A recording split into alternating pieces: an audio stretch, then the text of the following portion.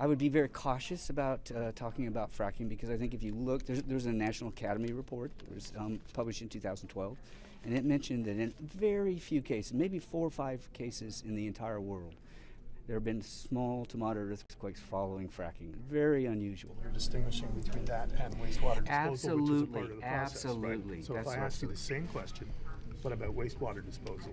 What's the answer? Well, I think that there are cases that have been documented where wastewater disposal is linked to earthquakes, going back to the early 1960s at the Rocky Mountain Arsenal in Colorado. So there's a history of these kinds of effects. Whether it's applicable here, we are a long ways from one of the injectors. So but we need to quantify that in order to answer the question. Are you concerned at all that when people talk about Mother Nature, that's a code for this is not human involvement that is causing No, this? because at least when I hear that, I think about that these are natural faults, and they have stresses stored. So the energy that's actually released, most of it comes from those natural stresses. But there could be linkages to human activities.